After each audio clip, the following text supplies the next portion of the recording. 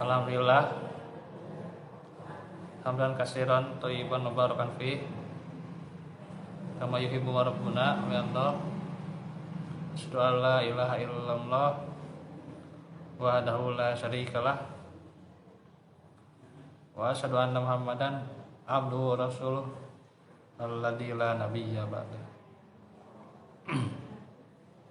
Alhamdulillah wa syukurillah wa taufiqillah di mana saja antum berada dan juga yang dihadirin. Kita bertemu kembali dalam bahasan kisah-kisah para nabi, yang dimana kita akan menyelesaikan kisah Nabi Adam. Bisa jadi ini yang ke-32 dan selesai.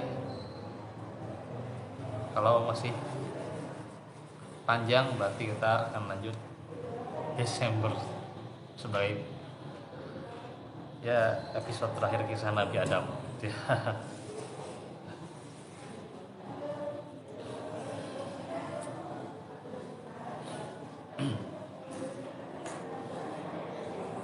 Baik, nanti lanjutannya itu kita akan mengkaji tentang Rasul ya.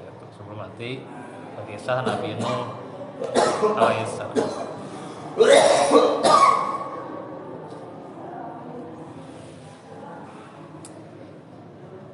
Penerus Adam dan meninggalnya Adam. Bertahun-tahun berlalu, Adam semakin tua dan anak-anaknya tersebar di seluruh bumi. Muhammad bin Ishaq meriwayatkan bahwa ketika kematian Adam mendekat, ia mengangkat anaknya Sith ya. Wallahu alam tentang riwayat Sith ya. Tapi yang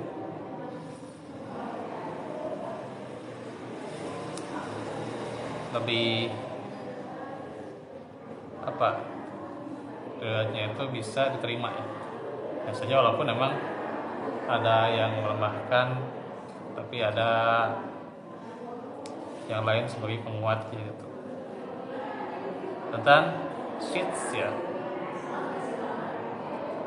menjadi penggantinya dan mengajarinya jam, hari dan malam. Jadi ada munasabahnya ya. Sekarang kita tahu jam, sekarang jam berapa ya, jam 5 harinya, terus malamnya gitu ya. Kita sudah tahu karena ya emang sudah diajarkan gitu ya.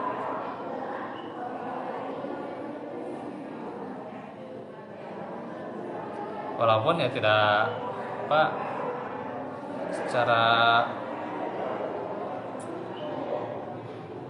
secara khusus ya gitu disebutkan jam berapa, tanggal berapa enggak, tapi sudah ada isyarat-isyaratnya gitu ya, pengajaran itu.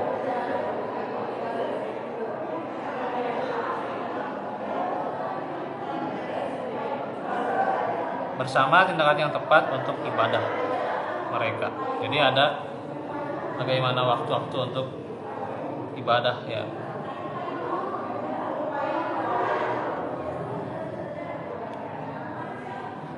Ia juga meramalkan kepadanya lantai yang akan datang. Maksudnya nanti yang akan datang nanti. Secara ramalan ini ya bukan sekedar ramalan yang gak jelas gitu ya, tapi maksudnya informasi ya gitu. Jadi jangan salah sangka gitu ya, ramalan mah salah gitu. Enggak ya gitu. Ini maksudnya informasi dari Adam alaihissalam. Abu Dzar radhiyallahu anhu meriwayatkan bahwa Nabi Muhammad sallallahu alaihi wasallam mengatakan Allah menurunkan 104 mazmur, di mana 50 diantaranya dikirim untuk Sith.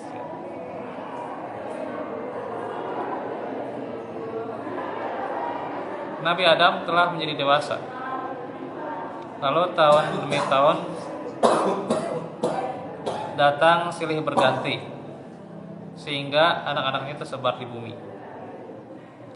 Lalu datanglah waktu malam di atas bumi, angin bertiup sangat kencang dan menggoncanglah daun-daun pohon tua yang ditanam oleh Nabi Adam, di mana dahan-dahannya mendekati danau sehingga buahnya menyentuh air danau. Dan ketika pohon itu menjadi tegak setelah berlalunya angin,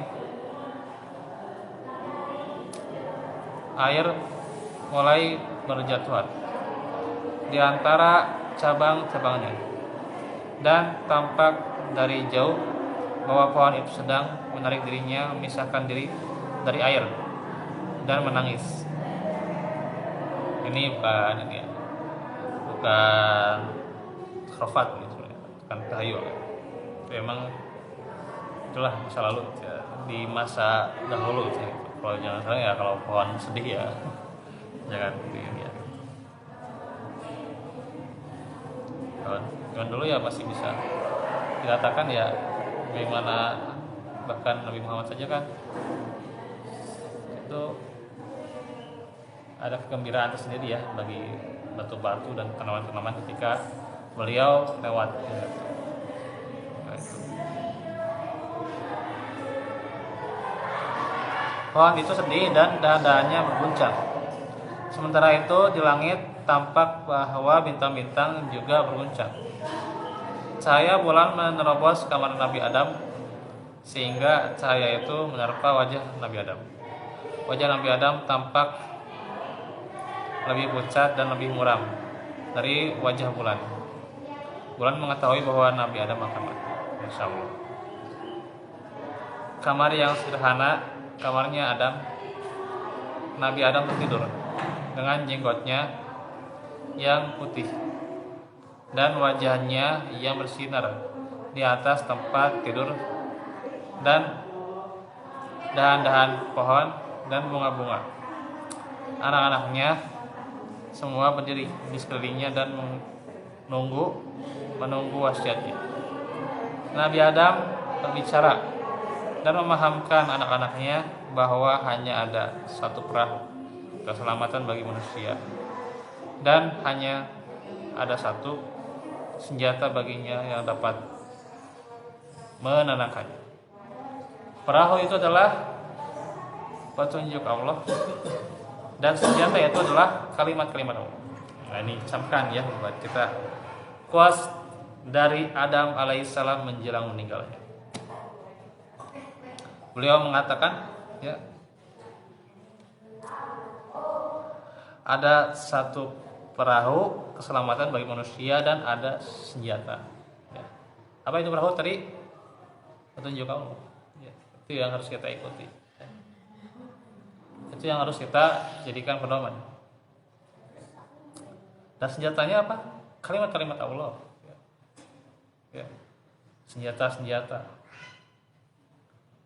ya, senjata ini bukan senjata hanya dikatakan ketika apa keadaan yang perang lah gitu, enggak. Zikir itu kan kalau kata Ibnul Qayyim adalah sebagai benteng, perisai ya. Ya, Ibnul Qayyim rahimahullah jelaskan kalau itu sebagai benteng, perisai, artinya itu juga akan benar-benar besar pengaruhnya dalam hidup kita ya. Kalau zikir itu sebagai perisai ya. Hanya mungkin kita kurang zikir kayaknya ya. Iya, kita kurang zikir, seakan-akan ya yakin pertolongan Allah itu kapan gitu ya. Gitu ya. Inilah yang kadang menjadi penghambat ya. Dengan apa yang kita miliki, materi yang kita miliki ya, tidak terlepas ya, tentu semua juga butuh yang namanya materi ya. Hanya saja tentunya pondasinya itu, tauhidnya itu ya harus benar-benar dikuatkan gitu. Nah, ini kita benar-benar PR kita ya, PR-nya bukan PR besok harus selesai, tapi PR kehidupan. Karena kita harus tahu bahwa kalimat-kalimat Allah itu apa? Senjata. Di saat kita dalam posisi yang lapang, kita sebut kalimat Allah. Di saat sulit apalagi ya, di saat susah kritis ya. Tahun 2020 katanya saurna ya krisis Allah alam bisawab ya. Ya. Tahun 2023 tahun depan ya, 2 bulan deui. Sekarang tanggal 15 ya. Jadi sebulan setengah deui ya. Insyaallah 2023 nanti kita akan datang ya. Katanya akan ada krisis moneter gitu ya. Punten nih kalinya. Ya. Kita mah ya ni'mal maula wa ni'man nasyir. Ya. Hanya Allah yang memberikan pertolongan gitu ya. Jangan terlalu khawatir lah nanti udah 23 nanti saya begini, saya begitu. Nanti bagaimana impian saya begini gitu. Nanti bagaimana masa depan saya begini dan begitu. Gak usah pikir yang gituan. Pikir saja yang sekarang gitu. Antum melihat masa depan antum memang kesampaian nantinya. Allah alam bisawab ya. Saya juga melihat sebelum saya ya. Allah alam tuh ya.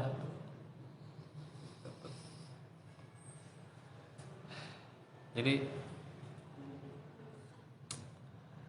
ya kita gantungkan pertolongan itu kepada siapa? Pada Allah. Lu usah pikir masa depan kita gimana, liar ya. Karena gitunya gitu, dan dunia liar gitu. Anjir gitu. Kan dunia tugas itulah gitu. Kita mah zikir. Iya jelas emang gak cukup dengan zikir gitu ya, harus ikhtiarnya memang jelas ya. Tapi kalau ikhtiar tanpa zikirnya ya kita bisa beralasan ya harus emang ikhtiar betul ya gitu. Cuma masalahnya kita itu kurang zikir gitu ya. Kurang zikir.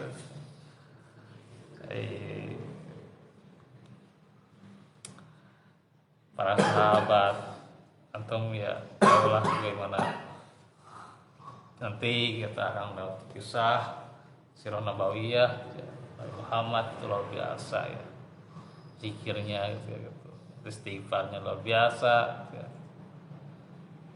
Ya kita nggak ada apa-apanya, jangan berbangga gitu. Kita sudah melakukan ini itu apa itu jangan berbangga lah seolah-olah kita melakukan sesuatu yang istimewa menawan di Allah ya. Insya Allah tidak ada apa-apanya gitu ya. Nah, ini gitu ya, zikir gitu ya. Kita lanjut. Nabi Adam menenangkan anak-anaknya bahwa Allah tidak akan membiarkan manusia sendirian di bumi itu. Camkan ya. Sesungguhnya dia akan mengutus para nabi untuk membimbing mereka dan menyelamatkan mereka. Para nabi itu memiliki nama-nama, sifat-sifat dan mujizat-mujizat yang berbeda-beda. Jadi, Islam itu tidak akan ya, dibiarkan terhapus. Nanti ada para nabi gitu ya, dengan mujizat-mujizat, dengan sifat-sifat yang beda-beda dengan nama-namanya gitu ya. Tetapi mereka dipertemukan dengan satu hal, yaitu mengajak untuk apa? Tauhid, menyembah Allah semata. Demikianlah wasiat Nabi Adam. Nabi Adam kepada anak-anaknya. Akhirnya Nabi Adam pun menutup kedua matanya, dan para malaikat memasuki kamarnya dan mengelilinginya. Nabi Adam tersenyum ketika mendapatkan kata salam yang dalam, dan rohnya mencium bau bunga surga. Nih ada riwayat panjang ya. Teruskan saja ya, karena ini ada 3 paragraf lagi ya. Jadi kita tamatkan sekarang ya, kita tamatkan.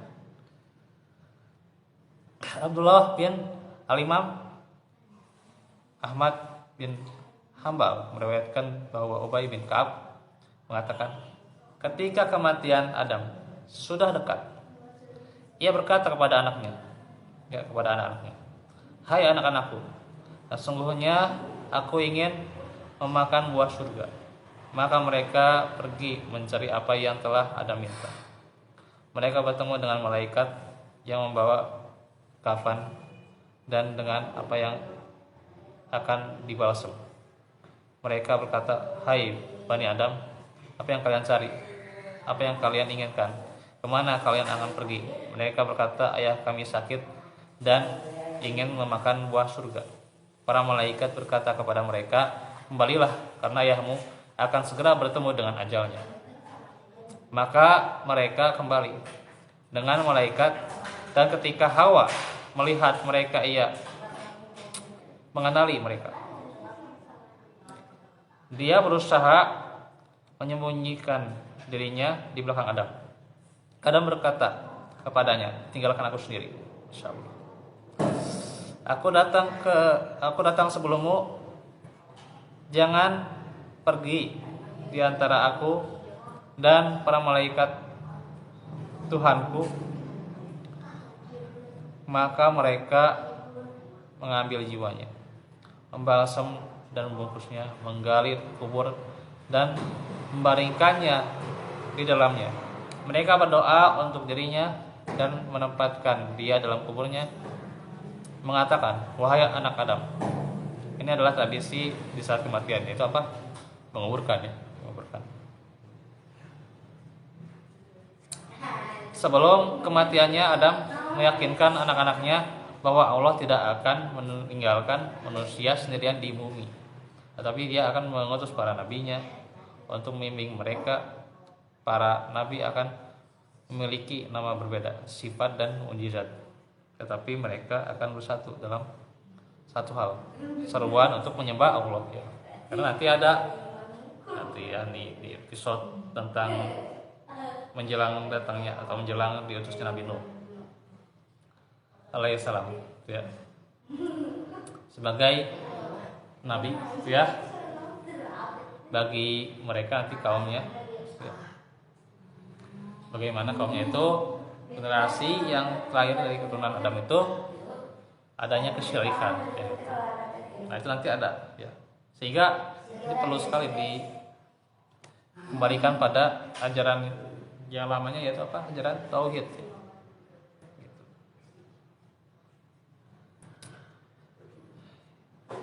Ini adalah warisan Adam kepada anak-anaknya. Adam selesai berbicara dan menutup matanya, kemudian malaikat memasuki kamarnya dan mengelilinginya. Kemudian ia mengenali malaikat maut, di antara mereka hatinya tersenyum damai. Nah, penerusnya yaitu adalah Sith ya. Setelah matinya Adam, yaitu anaknya Sith ya, mengambil alih tanggung jawab kenabian. Menurut sebuah hadis yang diriwayatkan oleh Abu Dzar meriwayatkan bahwa Nabi sabda, Allah menurunkan 400 mazmur, di mana 50 dikirim ke Sith dalam Sahih Al-Bukhari ya. Nah ini kan Sith berarti Sahih Al-Bukhari ya, Sahih gitu ya. Ya nggak tahu kalau ada yang mendaifkan mungkin riwayat yang lain ya. Tapi kalau Sahih Al-Bukhari kan sudah jelas kan Sahih kan gitu ya. Ketika saat kematiannya datang anak Sith ya. Nah anak Sith itu adalah Anaus ya, menggantikan dia. Ia pada gilirannya digantikan oleh putranya Kinan. Kinan pakai Qaf ya, Kinan ya.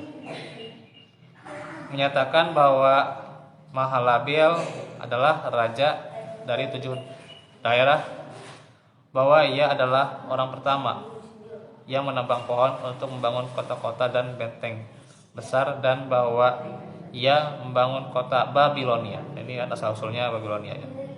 Ia memerintah selama 40 tahun. Ketika ia meninggal, tugasnya diambil alih oleh anaknya Yald, yang pada kematiannya diwariskan kepada anaknya Khonoh. Menurut mayoritas ulama, Khonoh itu Idris. Nah, Allah alam bisawab. Nanti ada pembahasannya ya tentang Idris alaihissalam. Sebagian berpendapat adalah Nuh sebagai rasul pertama. Khonoh itu ya, Khonoh itu ada yang pendapat Idris, ada yang pendapat itu adalah Nuh alaihissalam. Allah alam. Kita belum bahas lebih terperinci ya. Sedangkan Idris adalah keturunan Ibrahim. Nah, di sini ya, tapi nanti kita akan jelaskan tentang Idris. Kenapa di sini dikatakan Idris itu keturunan Ibrahim ya. Nanti ya, ada penjelasannya nanti. Kenapa? Nah, di dia Idris keturunan Ibrahim. Nah, yang diajarkan kita, yang biasanya kita pahami, Idris itu nabi keberapa? Nabi keduanya. Nah, jadi keturunan Ibrahim. Nanti kita jelaskan. Santai ya lah katanya. Tegang katanya.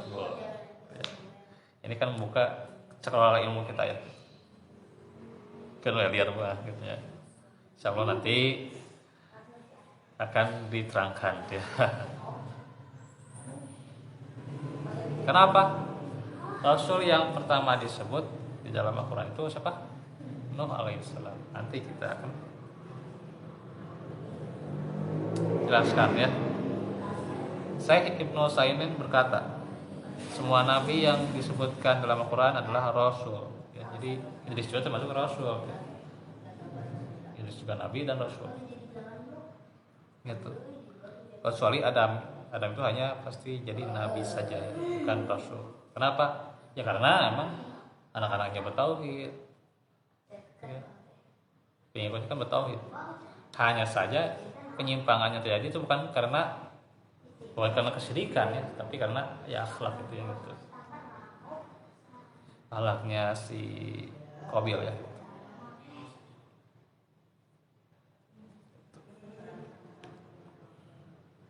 Tapi nanti akan panjang kita menjelaskan masalah ini ya. Bersabar lebih dahulu ya.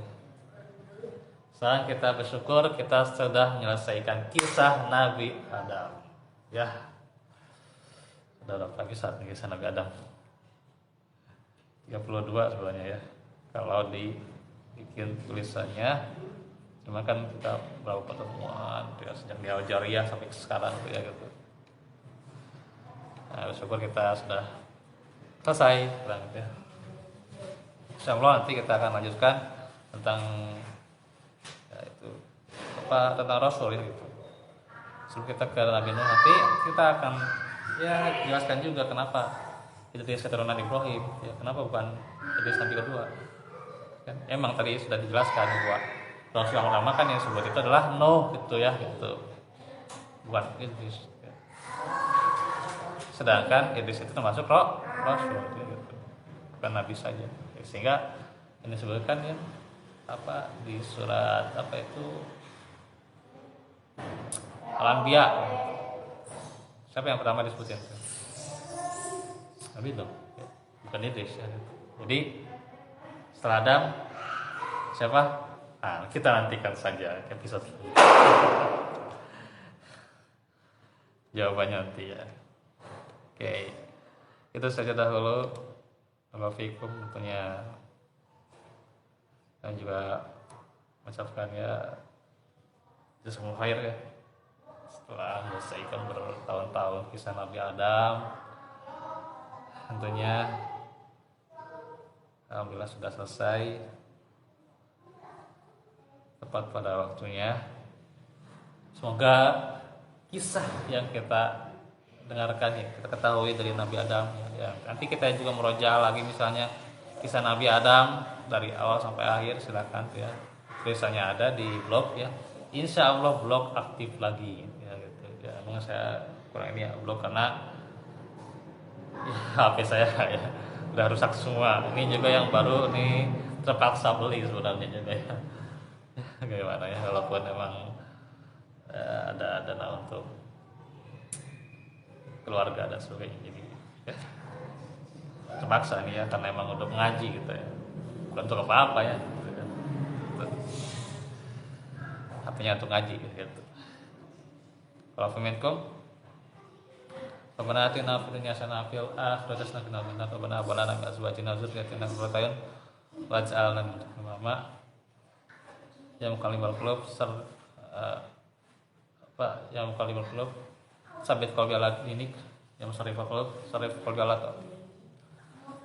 Rabbana atina fil qurba hayya lana min amrina rashada. Subhanaka Allahumma wa bihamdika la ilaha illa anta astaghfiruka wa atubu ilaik. Alhamdulillahi rabbil alamin. Assalamualaikum warahmatullahi wabarakatuh.